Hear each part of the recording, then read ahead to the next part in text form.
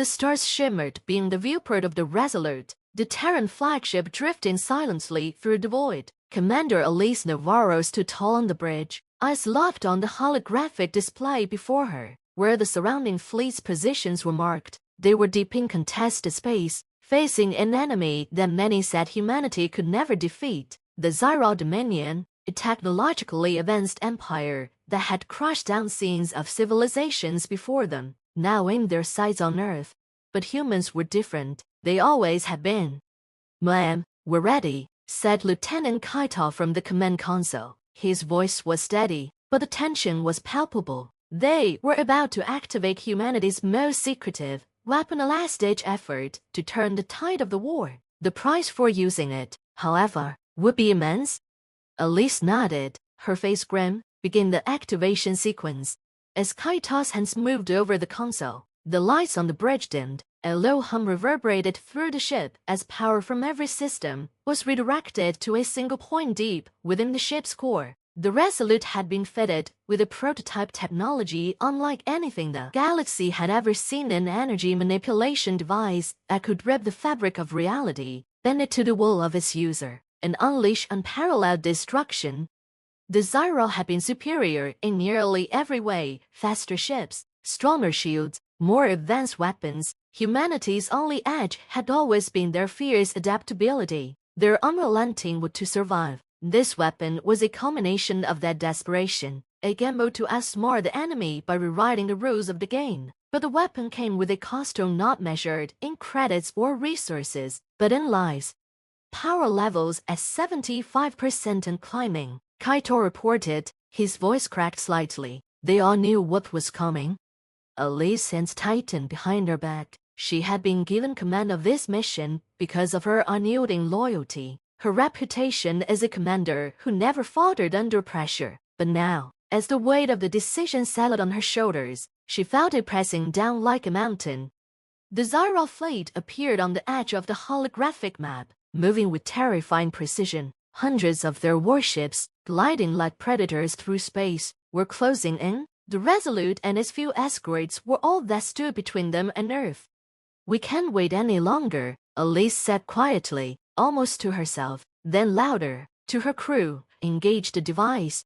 A moment of silence hung in the air as everyone braced for what was to come. Then, the ship groaned as energy surged through it, the prototype device roaring to life. Outside, space seemed to ripple, like the surface of a pond disturbed by a stone. The Zyral ships hesitated, their formation breaking as they detected the strange energy signature.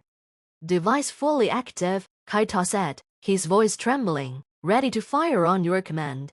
Elise took a deep breath, her mind racing through the endless briefings, the ethical debates, the sleepless nights. She knew the cost. The weapon didn't just draw from the ship's reactors, it siphoned life force from the very people on board. Every time they used it, hundreds of lives would be drained, their energy converted into raw power. But if they didn't use it, billions more would die when the Zyral reached Earth.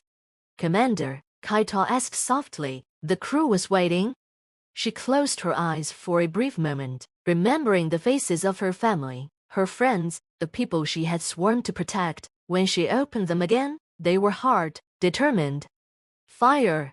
The bridge shuddered as the weapon unleashed its fury. Outside, space itself twisted and warped. The Zyral ships were caught in the distortion, their hulls buckling under impossible forces. One by one, they imploded, crushed by the weight of the altered reality. The enemy fleet, once an unstoppable juggernaut, was torn apart in seconds.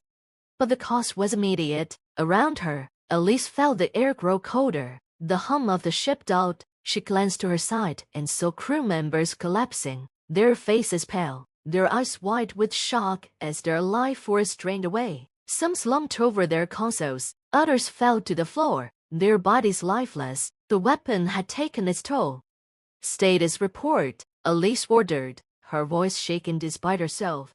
Kaito, one of the few still standing, ran his hands over the console, his face ashen. "The Zyral fleet, they're gone, completely destroyed." He hesitated, his gaze flickering to the fallen crew. "But we lost over 300 in the activation."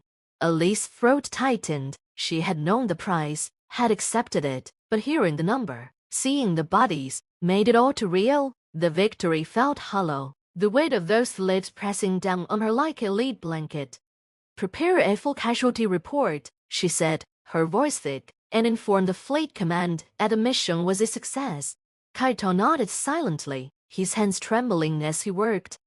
Elise turned back to the viewport, staring out into the void. The stars still shimmered, cold and distant. The Zyrol were defeated, and Earth was safe for now, but she knew that the price of this victory would haunt her for the rest of her life.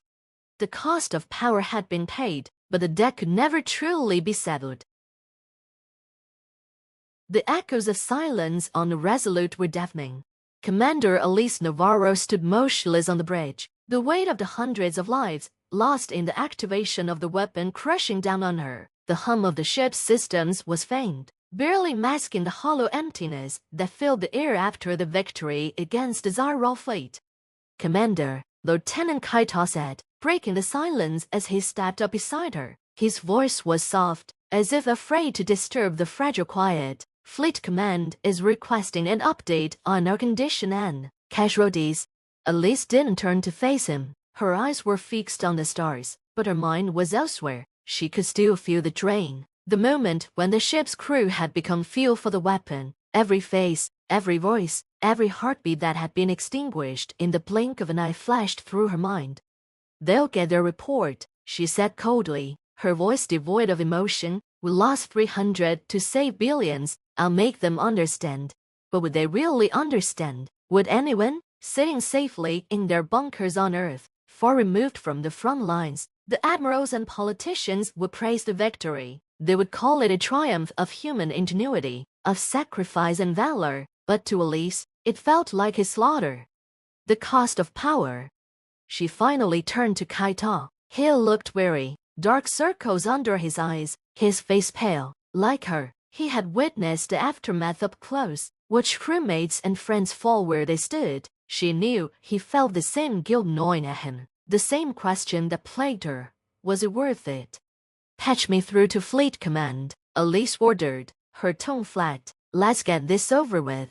Kaito nodded and tapped a few keys on his console. Moments later, the flickering holographic display of Admiral Kellers appeared before her. His face, gaunt and hardened by years of war, brightened ever so slightly when he saw Elise.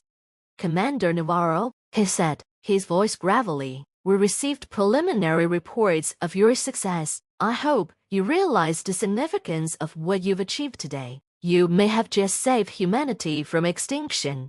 Elise clenched her jaw. She wanted to feel pride in that statement, to share in the admiration of her crew's actions, but instead, all she could think about were the bodies, the silent sacrifice. "Yes, Admiral," she replied, "the Zyrol fleet has been destroyed. We were able to deploy the weapon successfully." Admiral Kellers nodded. "Good. That's the first real victory we've had in months. But what's your status, Commander? I imagine the device came at a high cost." There it was, question she had been dreading. Elise paused for a moment, taking a deep breath. "We lost over 300 crew members in the activation, sir. The device, it drew from them. We knew this would happen, but..." She trailed off, struggling to maintain her composure. "The cost was steep." The Admiral's face remained stern, though there was a flicker of something in his eyes, perhaps regret or understanding. "I see. You knew the risks, Commander. We all did, and those crew members knew what they were signing up for when they boarded the Resolute. Sometimes, in war, we have to make impossible choices, but rest assured, their sacrifice was not in vain. You've given us a fighting chance." Elise's hands tightened into fists at her sides. She had heard those words before, countless times. The sacrifices are necessary. The ends justify the means. But how many more lives would be extinguished in the name of survival? "And what now, Admiral?" she asked, her voice barely concealing her bitterness. "We've deployed the weapon once. We've shown the galaxy what we're capable of. But how long before we have to use it again? How many more lives will be drained before this war is over?" Keller's expression darkened. "We will do what we must, Commander. The Zyrol won't stop until they've wiped us out. If using this weapon is the only way to ensure our survival, then we will continue to use it. You understand that, don't you? Elise didn't answer. She understood all too well, but that didn't make it any easier.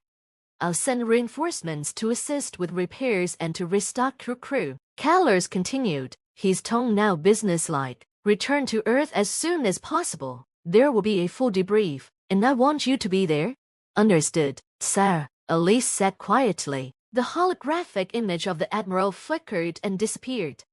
She stood there for a moment, staring at the empty space where his image had been. Return to Earth, restock your crew, prepare for the next battle. It all felt so mechanical, so detached from the human cost. She wondered how many more times they could activate a weapon before there was no one left to operate it. Commander, Kaita's voice broke through her thoughts again. We've completed the casualty report, and I've arranged a memorial service for the fallen. Elise nodded slowly. Thank you, Kaito. I'll attend shortly. As he left, she turned back to the viewport, the stars seeming colder than ever before. She couldn't shake the feeling that humanity was crossing a line with every use of the weapon. The Zyril may have been the immediate threat, but at what point did the price of power become too high? When did they lose themselves in the pursuit of survival? She exhaled slowly, her breath fogging the glass in front of her. Perhaps the answer would come, eventually, but for now, there was only one truth she could hold on. Tough cost of power was never truly paid in full. It was a debt that lingered, growing with every battle, every life lost. And someday, it would come due.